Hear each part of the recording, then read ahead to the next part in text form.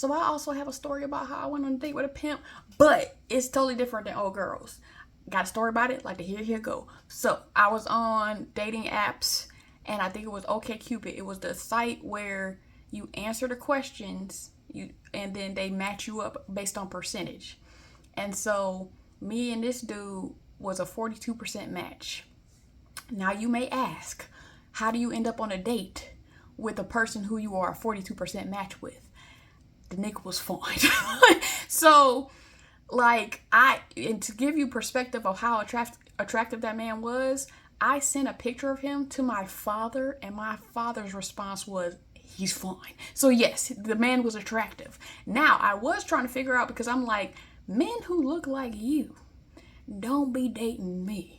So, and we 42%. So but this is an opportunity to go on a date with a fine nigga. So I'ma just do it for the plot. I'm in my 20s at the time. So, we meet up at the daiquiri shop, right? I'm living in New Orleans at this time.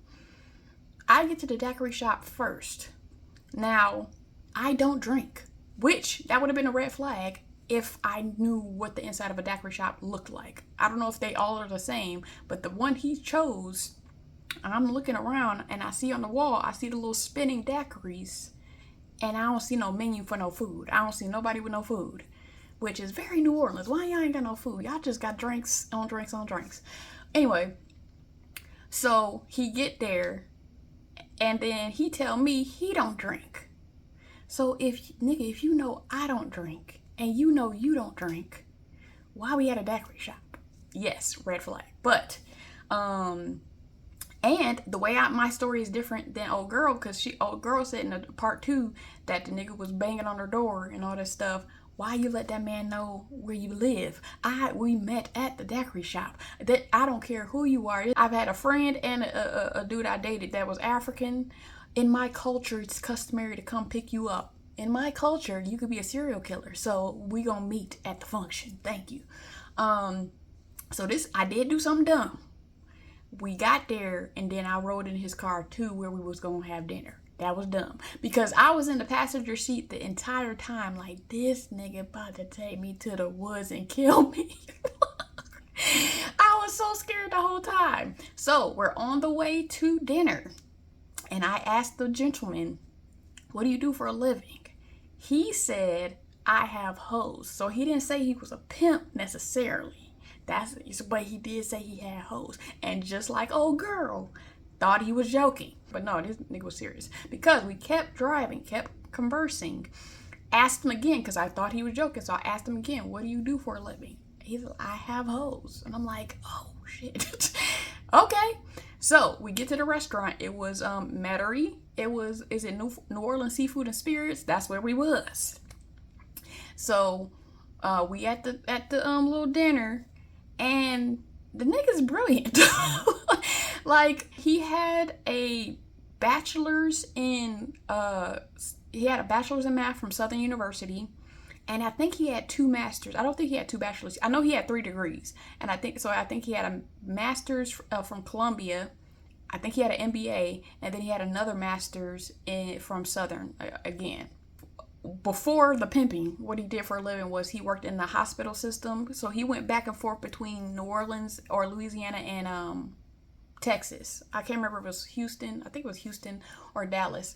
And one story he told me was that he worked at a small hospital. It was struggling. But what he thought of was, okay, the small hospital specializes in a particular procedure. So he contacted a big hospital and be like, to say, oh, y'all can send y'all patients here for this particular procedure. And then that can keep the money rolling for the small hospital. Now they're in the black, boom, boom, boom. And yes, you can say this was a lie, but the way the conversation went, again, the nigga was brilliant. Like, there was a conversation, because we got on religion at some point, and the way he described his thought of God was so amazing, but I don't remember what he said. I just remember being impressed by it was kind of different than the traditional, like, Christian way, and I think he still identified as a Christian, but it was just like a different take on it. Another thing is, like, I was trying to figure out, all right, you had to go past 100%, 90%, 80%, all the way to 42% match. Like, how did we get here? So what he said was he had an ex-wife. He had 3 kids by his ex-wife. And then he had another 3 kids by the girlfriend his ex-wife let him have. And I was like, oh, you have 6 children.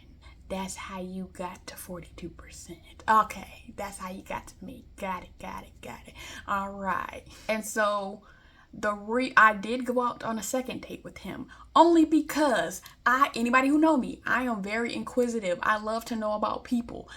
Like all this whole bisexual discourse that people been having. My last ex was bisexual, and I was like, so what was your experience? Like, what do you like? like how much have you like? That's how inquisitive I didn't care at all. I just was like, so what? That so much so that I made him comfortable identifying, because he wasn't comfortable identifying as bisexual before. But by the end of our relationship, he was comfortable actually with the label. So that's how, non-judgmental I was. But I was like, I just was so confused because I'm like, you're smart, but you're choosing to be a pimp. So that's why I went on a second date with him, because I was just trying to like get more information. What my takeaway is that his daddy was like the smart one, and this kind of, and his mom and his grandma was like the hood one.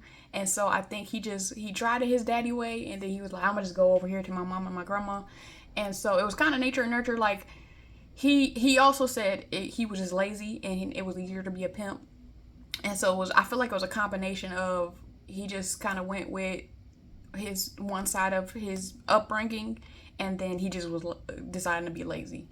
But he did not try to, because after the first date, he said he was going to Baton Rouge to handle some business.